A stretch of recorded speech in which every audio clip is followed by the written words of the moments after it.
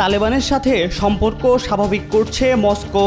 এরই ধারাবাহিকতায় সন্ত্রাসী তালিকা থেকে আফগানিস্তানের ক্ষমতাসীন গোষ্ঠী তালেবানের নাম বাদ দিল রাশিয়া। 2 যুগেরও বেশি সময় পর বৃহস্পতিবার এই সিদ্ধান্ত জানালো দেশটির সুপ্রিম কোর্ট। আন্তর্জাতিক নিষেধাজ্ঞায় রীতিমতো একঘরে হয়ে থাকা তালেবানের জন্য এটি বড় অর্জন হিসেবে দেখা হচ্ছে। এতে করে আফগানিস্তানের শাসক গোষ্ঠীর সঙ্গে রাশিয়ার স্বাভাবিক সম্পর্কের পথ সুগম হলো। 2024 সালের মে মাসে রাশিয়ার পররাষ্ট্র মন্ত্রণালয় এবং বিচার মন্ত্রণালয় তালেবানের ওপর থেকে নিষেধাজ্ঞা প্রত্যাহারের জন্য আনুষ্ঠানিক প্রস্তাব দেয়। চলতি মাসের শুরুতে প্রসিকিউটর জেনারেলের কার্যালয় সুপ্রিম কোর্ট প্রস্তাব জমা দেয়। গতকাল প্রস্তাবটির বিষয়ে সিদ্ধান্ত জানান সুপ্রিম কোর্ট। এর আগে সংগঠনটির প্রতিনিধিরা বিভিন্ন আন্তর্জাতিক ফোরামে অংশ নিতে একাধিকবার রাশিয়া সফরও করেছে। 2003 সালে তালেবানকে নিষিদ্ধ সংগঠন হিসেবে ঘোষণা করেছিল রাশিয়া। ফলে রাশিয়ার সঙ্গে কোনো ধরনের যোগাযোগ ছিল না সংগঠনটির, এবং তাদের সঙ্গে যোগাযোগ রক্ষা করা ছিল ফৌজদারি অপরাধ। এর আগে 2021 সালে যুক্তরাষ্ট্র নেতৃত্বাধীন পশ্চিমা সামরিক বাহিনী আফগানিস্তান ছেড়ে চলে যাওয়ার পর আগস্টে দেশটির ক্ষমতা দখল করে তালেবান। যদিও কোনো দেশই এখনও তালেবানকে সরকারের স্বীকৃতি দেয়নি। তবে স্বীকৃতি না দিলেও কাবুলে বর্তমান চীন, ভারত, সৌদি আরব, সংযুক্ত আরব আমিরাত, কাতার এবং ইরানের দূতাবাস রয়েছে। তালেবানের অধীনে 2023 সালে আফগানিস্তানে প্রথম রাষ্ট্রদূত নিয়োগ করে চীন। MR আকাশ, আজকাল।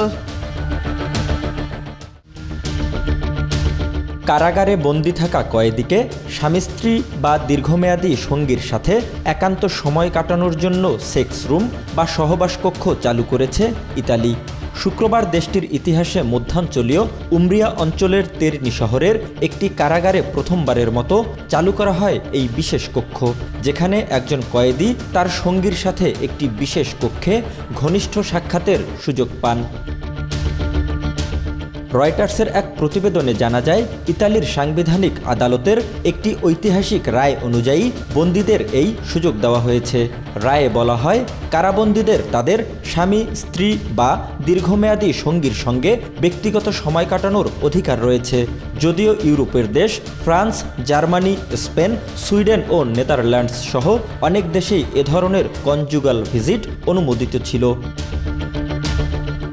উমব্রিয়ার কয়েদিদের অধিকার বিষয়ক ওমবডসম্যান জুসেপ্পে কাফোরিও বলেন, আমরা সন্তুষ্ট, কারণ প্রথম সাক্ষাৎটি শান্তিপূর্ণভাবে সম্পন্ন হয়েছে। তবে ব্যক্তিগত গোপনীয়তা রক্ষার বিষয়টি সর্বোচ্চ গুরুত্ব দিয়ে দেখা হচ্ছে।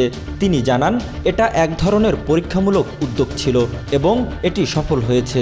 সামনের দিনগুলোতেও এ ধরনের আরও দেখা সাক্ষাতের সুযোগ দেওয়া হবে।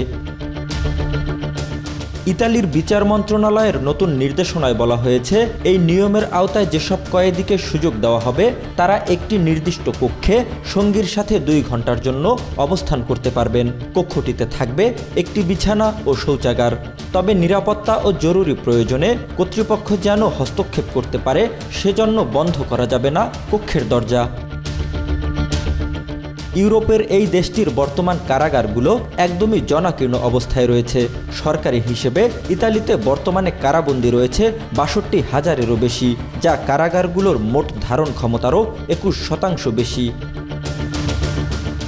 জহিরুল ইসলাম, আজকাল।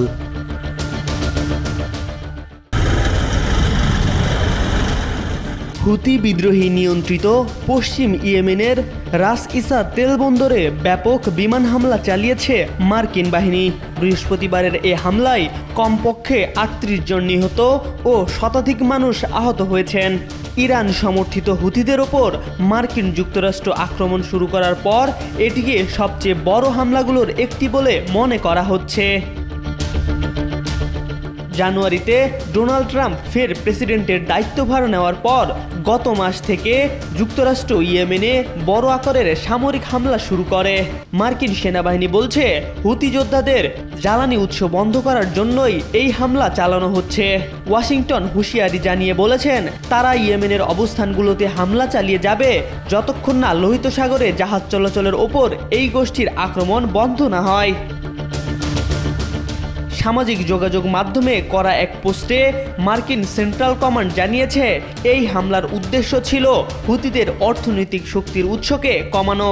হুতিদের সতর্ক করে ওয়াশিংটন জানিয়েছে লোহিত সাগরের জাহাজ চলাচলের ওপর সশস্ত্র হামলা বন্ধের ঘোষণা না দেয়া পর্যন্ত হামলা অব্যাহত থাকবে।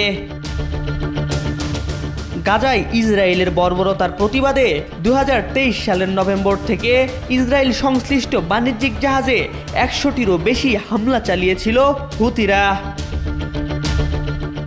জাতিসংঘের উন্নয়ন কর্মসূচির তথ্য অনুযায়ী রাস ইসা ইয়েমেনের একটি গুরুত্বপূর্ণ বন্দর। দেশটির আমদানির প্রায় 70% এবং মানবিক সহায়তার 80% এই বন্দর দিয়ে পরিচালিত হয়। MR আকাশ, আজকাল। ভারতের সংখ্যালঘু মুসলিম সম্প্রদায়ের প্রতি নির্যাতন বন্ধ ও তাদের নিরাপত্তা নিশ্চিতের আহ্বান জানিয়েছিলেন প্রধান উপদেষ্টার প্রেস সচিব শফিকুল আলম। তবে সেই আহ্বানে তাল হারিয়েছে ভারত সরকার। বিষয়টিতে ইতিবাচক সাড়া না দিয়ে উল্টো বাংলাদেশের বর্তমান পরিস্থিতি নিয়ে প্রশ্ন তোলার চেষ্টা করে চাপে রাখতে চাইছে বাংলাদেশকে।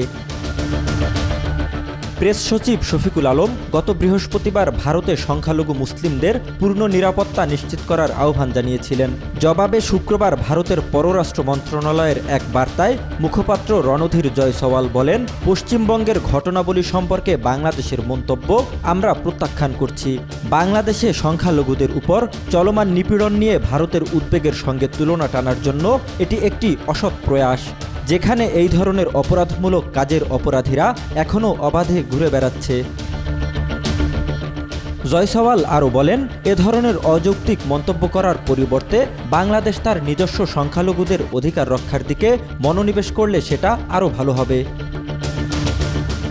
এদিকে গত সপ্তাহে মুসলিম অধ্যুষিত মুর্শিদাবাদ জেলায় নতুন ওয়াকফ আইন নিয়ে প্রতিবাদ বিক্ষোভ চলাকালে সহিংসতা ছড়িয়ে পড়ে। মালদা, মুর্শিদাবাদ, দক্ষিণ 24 পরগনা এবং হুগলি জেলায় এই বিক্ষোভ ছড়িয়ে পড়লে আগুন লাগানো, ইট পাটকেল নিক্ষেপ এবং রাস্তা অবরোধের ঘটনা ঘটে।